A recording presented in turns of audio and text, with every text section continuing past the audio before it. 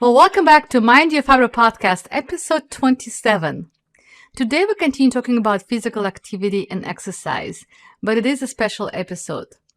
I am super excited to have my first ever podcast guest, and our conversation was so good, I could not stop asking her questions.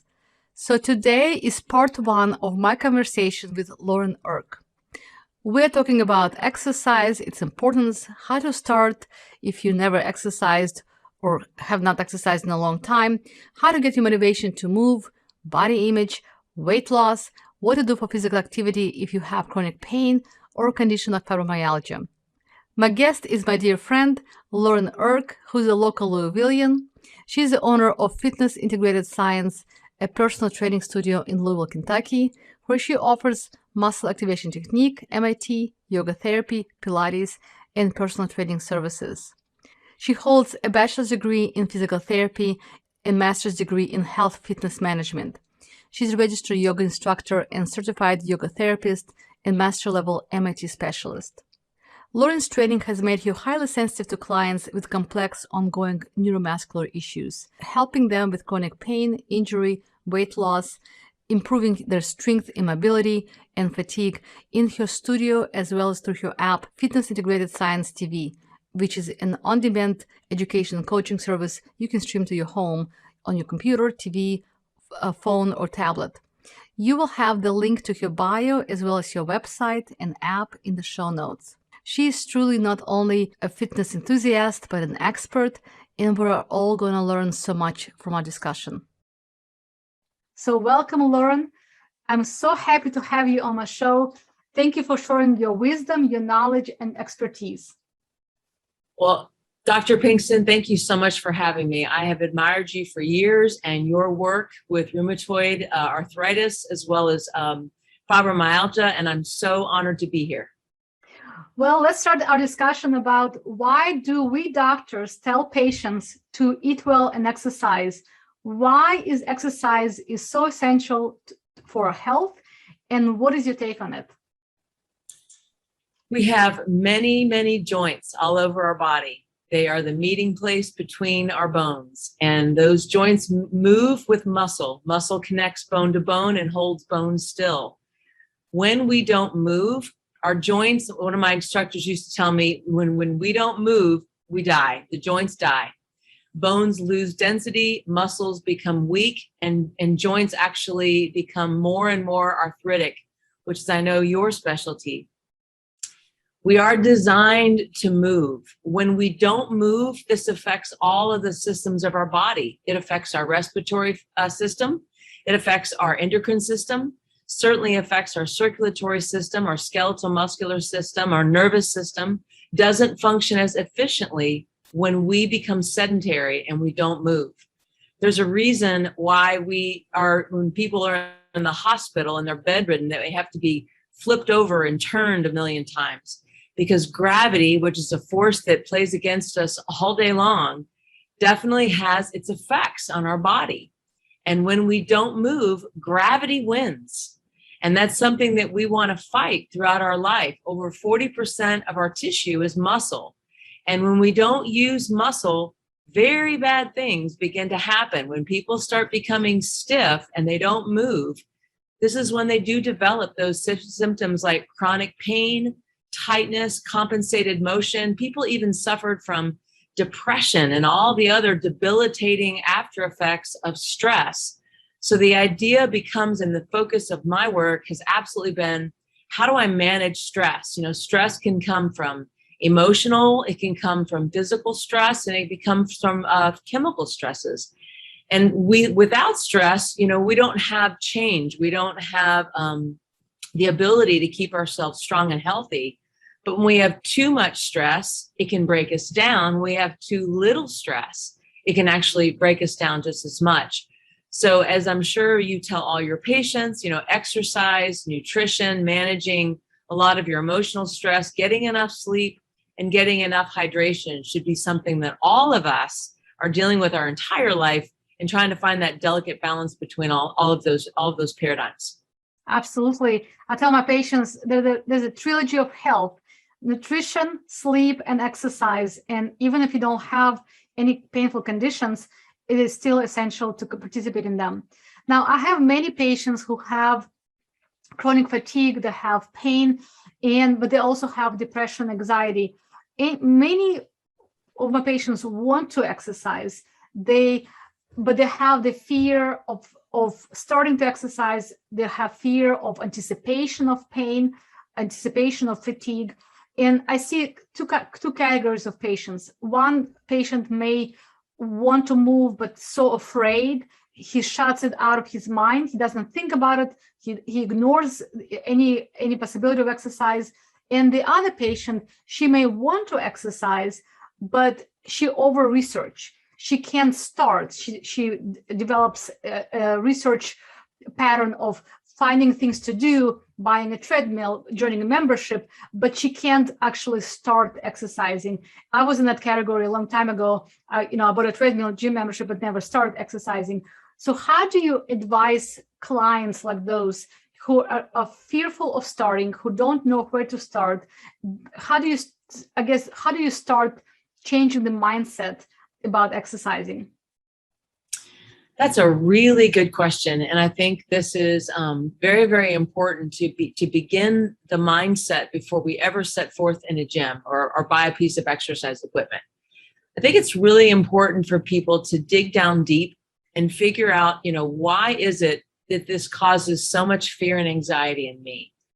Many times for the people that I've worked with, it's something that maybe happened to them in their life. Maybe they started an exercise program, they have an overzealous trainer, or maybe they started something that was way inappropriate for their current level of fitness. And it made them feel either that they were sore or they felt that they were unsuccessful. I mean, I'm certainly one of those people. I can remember being a little girl and, growing up and having to go out in recess and feeling like I wasn't as athletic as some of my friends. I felt like, having to be forced to play these dodgeball games and kickball games and, people trying to decide who was going to be on their team and being one of the last people to get picked on that team. It really starts to change our views of exercise. And when we don't like to do something, we will avoid it at all costs. We will find every excuse in the book not to do it. By the same token, when someone wants to do something, they will find every excuse in the book to do it. So the idea becomes, what is it in myself that makes me feel like I'm not going to be successful at this thing? What makes me feel so fearful about exercise? And these are thoughts I think that you have to have and really have good conversations with yourself as you're getting ready to exercise. People, before they ever set foot in a gym, the morning that they're going to go and do this exercise thing, they're already thinking of these thoughts of, this is going to be bad. I'm not going to enjoy it. I'm not going to be able to get through it. These exercises are going to be things that I'm not going to be able to do with my body. I'm going to feel stupid. I'm going to be sore the next day. What if this injury that I have starts coming back? Or what if I break? Or what if I pull a muscle? All of those things have not even happened yet, and we're already talking ourselves out of it. So we have to sort of figure out a morning routine or some sort of a routine where we can stop these anxiety-filled talk. And what I always say to my clients is, let's do something today that we know that we can feel successful in. I know you and I have had lots of conversations where I know you said that you'll tell your patients something like, get up and go to your mailbox, and then go sit back down, and then do it again. That's an awesome example of something that you do every day that moves. A lot of times I'll tell my clients, just push down into the bottom of your chair and notice your shoulders and your core beginning to engage just by doing that. And then let go and see how you feel when your muscles are engaged and you now have better posture. So I think that there's a definite mindset in the exercise industry that exercise is for fit people. And many things that you see in marketing, look at a Peloton commercial. What do you see? You see skinny people on a bike, riding really fast, hooping and hollering. And it seems like there's this big culture of people that a lot of other individuals don't fit into. It's kind of like going back into school again and feeling like you don't fit in with a group of people that you just don't identify with. So find people that you do identify with. Find a trainer that actually meets you where you are instead of tries to push you into a category that you maybe don't want, or maybe is way down the road and isn't really appropriate. If you're at a scale of 1 to 100, if your fitness level is, let's say it's at a 5, your exercise doesn't need to start at a 50. Your exercise might need to start at a 5.5 or a 6. And maybe if you've not done any exercise, I know we've all heard this thing, 20 minutes. You have to do, that was the whole Kenneth Cooper thing. You have to get your heart rate up for 20 minutes, and otherwise there's zero benefit. Not true. If you've done zero exercise, 5 minutes is a start. You know, sometimes when people are having issues with chronic pain, breathing, learning how to breathe is a start. Learning how to meditate is a start.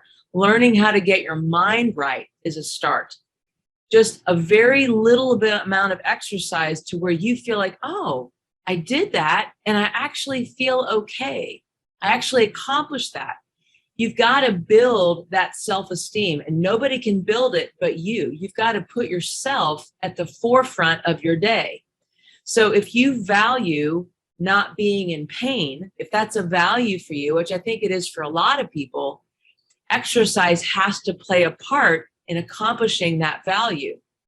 If you value having social relationships, if you value having healthy organs, if you value being independent, then you have to figure out a plan by which to bring that about. So if your previous exercise experiences were negative, definitely find your physician, get a good bill of health, know that you're safe to exercise, and then do your due diligence to look around your community and figure out someone that can actually help you. Find a friend that may support you along the way, maybe your family, your spouse, and start slow. Start with little baby steps that progress over time so that you can start developing a habit. Anything that you do along an ongoing thing is going to be a little uncomfortable in the beginning as you're starting to form that habit. But as you continue to do it and you wake up the next day, you're like, oh my gosh, I did this thing and I'm not sore. Wow, it'll make you want to do it again. But you gotta want to do it. I always tell people that the big thing that you have to think to yourself, you gotta wanna do it. You gotta wanna. Yes, absolutely. So what if my patient who was deconditioned and she started exercising and she started very slow and she still wakes up and she is sore? She may have fibromyalgia and she'll have pain all over, and she may have soreness from the exercise. How does she know? Is it a fibro flare with pain all over, or is it appropriate soreness from exercise? Because exercise and soreness kind of go hand in hand, but it's not a death sentence. It's not an injury most of the time. Yes, ma'am. I hear you on that. And there is an idea out there that if I'm not sore the next day, that I didn't accomplish something. That's one sort of perspective that's out there. And then there's a whole other perspective is, every time I exercise, I'm sore and I don't want to be sore. So this idea of muscle soreness and where it comes from is a very long topic. It's a very researched topic. But one thing that I tell my clients on a regular basis, you don't want to exercise with the goal of being sore. Being sore does not mean that you accomplish something. Sometimes being sore is an inflammatory response. However, what I've noticed in my work, and I know, Dr. Pinkston, you are in fact the expert in this field, but what I have noticed with my clients being a muscle activation technique certified specialist, many of the patients that I've seen that have been diagnosed with fibromyalgia and these other chronic pain issues like lupus, those types of things, rheumatoid arthritis, they seem to have one theme, and that is what I call global weakness. In other words, muscles that cross more than one area of the body, like maybe they cross trunk and spine and hip, or hip, knee, and ankle, where they cross multiple joints. You will see bilateral or both sides of the body where these muscles are actually testing weak. They're not getting a lot of neural input. They're not able to contract in response to the stressors of their environment. So if you're dealing with someone with a lot of weakness in their body, maybe they haven't exercised in a long time, a certain amount of soreness may be a part of the beginning of their exercise program. Soreness in itself is not always a bad thing. There seems to be a huge correlation between muscle function or motor function and pain. Many times when muscles are weaker, they're going to have more pain involved. Remember that pain is actually a protective mechanism telling you it's there to protect you. So like when I sign with a client and maybe they haven't exercised in a long time and they have huge anxieties about moving and about exercise and what they're going to feel like the next day, I look at every single session that I have with that client as an opportunity to learn about this person and what they can tolerate. So there's going to be this situation where you're going to have to measure exercise according to your experience. So let's say I had this one client, I don't want to go into a long-winded speech here, but I had one client who said that to me. He said, Lauren, every time I've gotten a trainer, I'm so sore the next day, I can barely move. And he walked into my office with this really negative attitude. And so I thought to myself, okay, I'm not going to do very much with him. I'm going to just have him doing some standing, some sitting, a push and pull exercise. We literally worked out 10 minutes. And I thought to myself, there's no way that he can be sore. Because in my mind, that was so far down with what I'm used to doing with people. Wouldn't you know it, the next time I got with him, he said, I was so sore I couldn't even move. And I was like, that made you sore? Well, that was a really good learning experience for me. So I think, exercise looks different for everyone. Don't be afraid if you've had that experience when you were sore to go back and try again, because that experience that you had, if you communicate that with your trainer and give them a chance to adjust, then you know what to do the next time. You sort of figure out, okay, when I do this thing, this made me sore, but when I do these things, they made me feel really good. So when you feel sore the next day, that's an opportunity to learn about where your weaknesses truly lie so that you can now work with them. Maybe you have to adjust the force that you're using. Maybe you have to adjust the range of motion that you're using. Maybe you have to adjust the duration of how long you exercised. You have to figure out that perfect sweet spot to where you can naturally progress to where you can do more and experience less soreness. It's so true. When you touched on muscle weakness, you were talking about deconditioning weakness. You were not talking about neurologic disorder weakness. You were not talking about spinal cord injuries or weakness from a condition. You see global weakness in the muscles in the body from being deconditioned, right? Yes, I think that is one part of being weak in the muscular system. And to your point, I think there's also weakness that can be caused just from the central nervous system, from previous injury. I mean, when you take someone, I know for myself, I've had 2 pretty big knee surgeries. And after one of my second knee surgeries, I remember I was a fit person, had my knee surgery. When I got home, I could not engage my quadricep at all, no matter what I did for weeks. And that was an experience of not being able to climb up the steps, not being able to walk down the steps. And this is from someone who used to teach 2 and 3 step classes a day, and I couldn't walk down my steps. So the moment that you experience an injury or surgery or some sort of neurological episode, muscles can go weak just like your lights can go out in a light storm. They can go weak immediately. And I think that your muscles do turn off and turn on throughout the day, depending on what you've experienced. But the problem with deconditioning, like you mentioned, is that let's say that somebody does have an initial injury. They have a hip replacement, or they tear something in their back. They have a muscle tear. They tear a hamstring or something like that. The longer that goes untreated and the longer this person neglects to deal with that injury properly, what ends up happening as a result, maybe initially the nervous system shut it down, but over time now I experience atrophy and deconditioning. And that becomes a double-fold issue, where I get a lot of clients in that.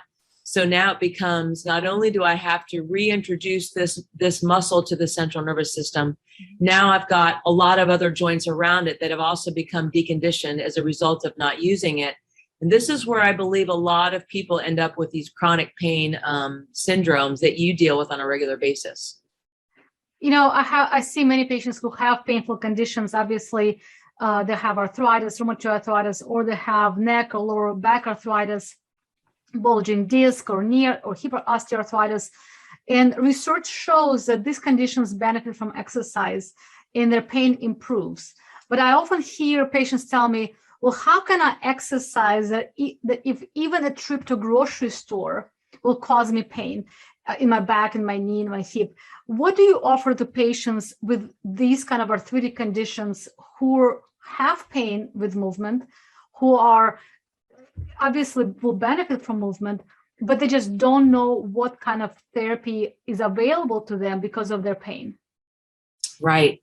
That's so true. And, so many times, think about going to the doctor. Let's talk about this whole idea of going to the grocery. That's actually a lot, because you're sitting in your car for 15 minutes. You get out of your car, you're walking across pavement, you're walking into a store full of concrete tile. You're pushing a cart that continues to get heavier. You're doing lots of repetition of gait over and over. For most grocery trips are no less than 20 minutes, if not more. You're standing in line, you're unloading your groceries, you're loading your groceries. Going to the grocery can be a very traumatic event. Going outside and mowing your lawn can be very difficult. Cleaning your house, climbing upstairs can be very difficult. But a lot of times when I work with a client, I think that there's a very important aspect of whatever is weak in your body. Let's say it's a hip.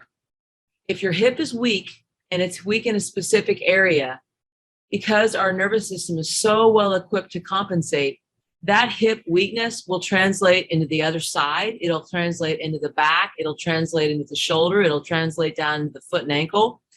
So I know for me, I've got being an MAT and a yoga therapist, I actually have the tools to evaluate clients to where I can tell them exactly where their weaknesses are. But many times it's the things that we avoid, the movements that we don't want to do. Like, it hurts when I raise my arm. It hurts when I lift my leg. It hurts when I sit. It hurts when I stand after sitting periods of time. What happens is we avoid those things. And it's the things that we avoid that actually break us down. So I think that your exercise should not be like a sport. Exercise, honestly, I know people always say, just start a walking program. It's the joint motions that we don't visit that are breaking down the entire system. So I think that we have to break it down between isolation and integration. Something that I've done on my fitness app that you mentioned in your intro that I've had to learn the hard way. When I started, I put a lot of workouts on it. And now I've realized that I've included a lot of 10 to 15 minute videos that are just joint motions. Like today, we're just going to work on knee extension, meaning straightening your knee, and that's it. And what I've noticed is that clients that, for instance, have a difficult time walking through the grocery, when they improve their ability to straighten their knee, just the muscles that cross that one joint, they have this global effect where, because now that my knee is actually stronger, other joints that were actually making up for it don't have to do as much work, and now they're feeling better. So something that Arnold Schwarzenegger said, everyone knows him as the greatest bodybuilder, right? He says, train your weaknesses. You have to figure out where your weaknesses are and make them stronger so that it doesn't put stress on the whole system. It's impossible to find that when you're just walking because there's too many joints moving at one time. So it's about figuring out where your individual weaknesses are, making them stronger, and then slowly integrating them into the system. And it doesn't have to be 20 minutes. Exercise can be 5 minutes. Exercise can be 10 repetitions of something. Don't ever think that if I just work on this one tissue, that it's not going to make my back feel better. Your body is a system of joints that are made to work together. And if one joint is dysfunctional, all the other joints around it are going to have problems too. So true. Well, let's kind of switch a little bit about patients that I also see in my clinic who many of them have fibromyalgia and may have arthritis, but they also have excess weight. Obesity and being overweight is an epidemic in our country and in the world. And many of my patients who come with chronic conditions, chronic pain, may be overweight, may have obesity. And they say their BMI or body mass index is over 30. And sometimes I see patients whose BMI is over 40 or higher. And there's a lot of stigma and there's a lot of worry about the body image that they experience. There's a lot of kind of self-hate, self-neglect, self-criticism that goes along with the body weight. And how do you deal with clients like that have the body image issues, who desperately need to move to improve their body image? And it will take many, many, many months to years sometimes to improve that physical appearance, and not just appearance, but their health. They may start very slow, and improving nutrition along with exercise is a long-term plan, but they need to start. And the mindset of that is so important. So how do you advise those clients who come to your practice? You know, that's a topic that is a big problem. And I think that you touched on a lot of really important points. I remember years ago, I was the group fitness director in a local gym here. It's no longer around. It's called Louisville Athletic Club. And we had at that time tryouts for The Biggest Loser were being held at our facility. And so one morning when I was driving into work, wrapped around my building were people that were severely overweight, all trying to get on the show. And I remember I had an opportunity to talk to some of the producers of the show. And they asked me and another colleague of mine, Cody Eubank, who now works with me at Fitness Integrated Science, what we thought of their show. And I looked at him and I said, it's an abomination. And he just kind of looked at me. And I said, it's amazing to me that you take people that are over 100 pounds overweight and you scream at them while they run up and down the hill or do jumping jacks or try to do hours and hours of cardio. And he just kind of looked at me. And I said, I feel like I need to stand next to your auditions with my card and hand it out, because all of these people within a matter of weeks are all going to have bone issues, chronic pain. They're going to actually gain more weight when the show ends, and they're going to feel worse about themselves after this experience. And of course, he walked away, and then he didn't want to hear that. And I probably shouldn't have said it at the time, but I was like 25. So give me a break, right? So that was my ego at the time. But that experience has always stuck with me. When I was a teenager, I was an anorexic. I actually was hospitalized in high school for body image issues, which I believe is the same thing on a spectrum, whether you're losing weight for a problem or whether you have a problem with gaining weight. I understand that so deep in my heart about what it feels like to not love yourself, what it feels like to never feel good enough, what it feels like to not feel like you're never going to be a loving person or lovable person because you don't fit into what society says is okay. So first of all, I want to tell all your viewers, all of you are beautiful, and you have to really work hard on looking at yourself. It's like that Saturday Night Live skit. Remember the Stuart Smalley daily affirmations? Because I'm good enough, I'm smart enough, and doggone it, people like me. You've got to work really hard on being able to like yourself. Some people are designed to be heavier. Some people are designed to be lighter. Some people have long, skinny bones. Some people have short, fat bones. If you look at somebody's parents, you can kind of see how somebody is aging. You can see it in animals. I've got 3 cats and a dog. One of my cats, he doesn't have any issues with weight because he doesn't see social media. He just likes to eat. And he will devour all the food. And I've got another cat that has no interest in eating, ever. And this is exactly how people are, right? We have things that we enjoy, and a lot of people really enjoy eating. A lot of people can put on weight really fast. Some people can eat and eat and eat and eat, and they never gain weight. Some people are naturally athletic. Some people are naturally lethargic. You have to, first of all, embrace who you are.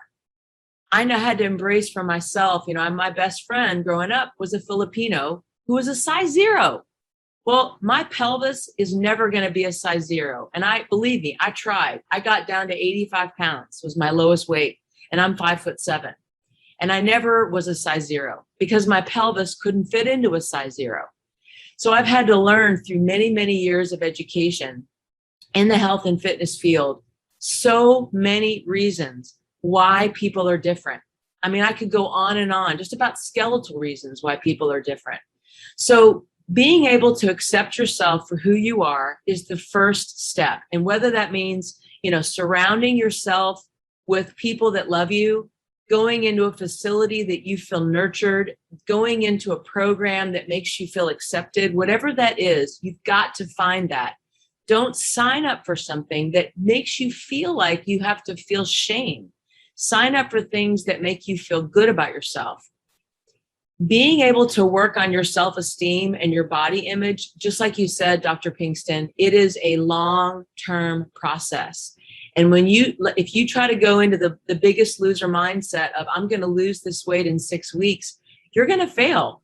Many reasons that people become overweight this has become their way of life. And they don't know how to be anywhere else. You always have to ask yourself, what does being thin look like? What things are going to have to change in my life to accommodate a thinner me? What would it look like if people actually gave me a compliment about what I look like? What would it look like if I didn't use my weight as an excuse? What would it look like if I actually became active and didn't depend on people? What would it look like if I actually felt good about participating in sports? I might have to get up a little earlier. I might have to enjoy an activity. I might have to buy some new clothes. I might have to not depend on my family for things.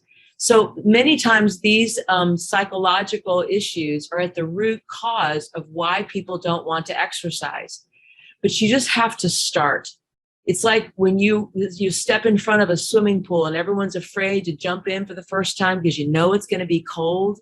But what happens when you finally jump in? You're like, oh, okay, I'm used to the water now. And then you swim all day. And then you're like, this is great.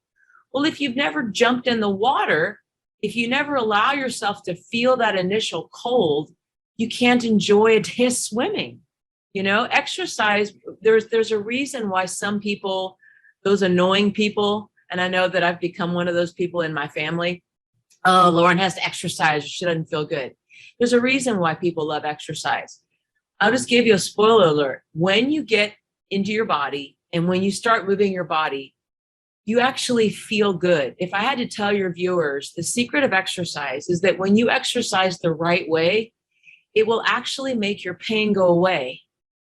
When you lose weight, you will actually have less load to lug around. You will actually feel lighter. There's a reason why pregnant women have back pain, because they're holding a baby in front.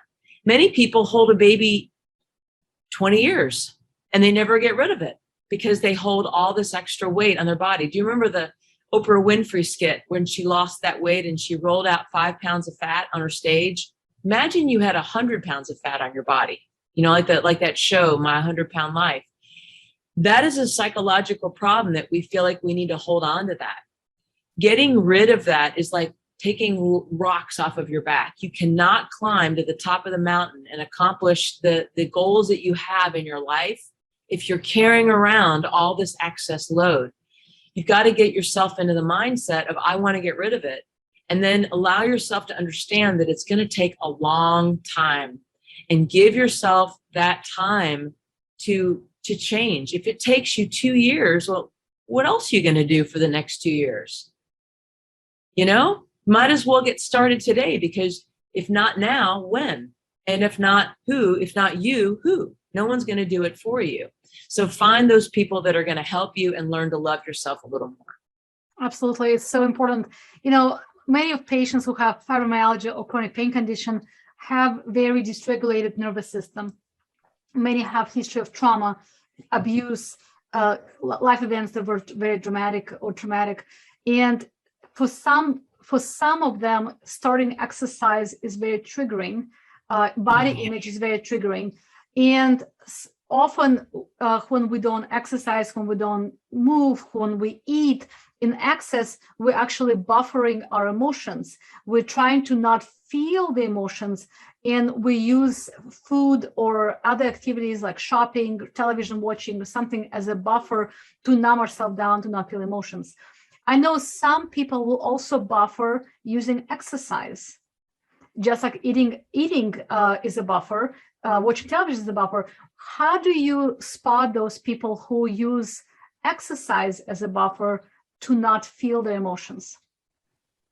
Well, Dr. Pinkston, that pretty much describes me as a teenager. I mean, I think whatever I was going through as a teenager, I was using exercise to escape all of it. We all have our drug, whether the drug is alcohol or whether it's food or whether it's, romantic things or whether it's, exercise. We all have that drug to keep us from feeling things.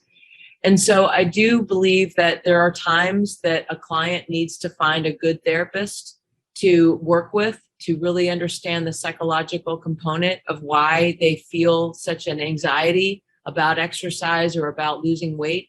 I think that is extremely important to have someone that you can talk to that's licensed in that field that can help you to dive down into your family history and help you to uncover why you have those anxieties. But absolutely, I think that there's a huge trigger, as you said, that's a great word, that goes along with exercise. So, if for some people, maybe that trigger was an experience that they had in an exercise class when they felt like the most uncoordinated person in the room. And so from that point on, they hated exercise. I've been teaching fitness instructors now for over 30 years. I've been doing education workshops. And one question that I ask a lot of personal trainers when they're in my workshops, I'll say, how many of you have had a client for over a year? And many people will raise their hand. And then I'll ask, how many of you have had a client for over 5 years? A lot of hands go down. How many of you have had a client for over 10 years? A lot of hands go down.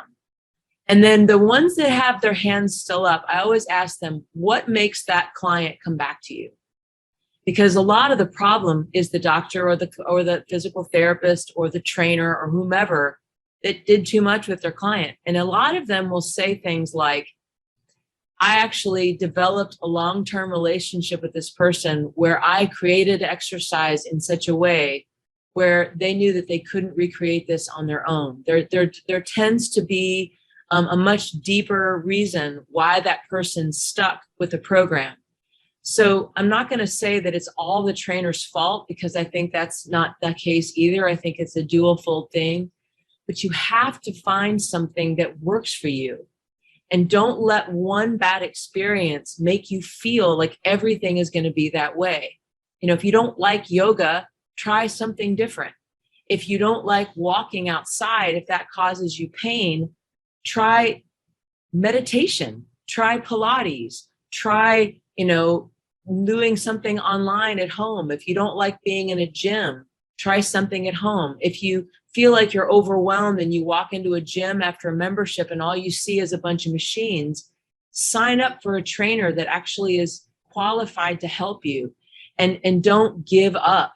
But I think that you need to have a team of people, a team of professionals, a nutritionist, a doctor like yourself, a good personal trainer, a therapist, and a lot of friends and family members that can help you get to the goals that you want to achieve. It is possible, but it's okay to need help. Yes, absolutely.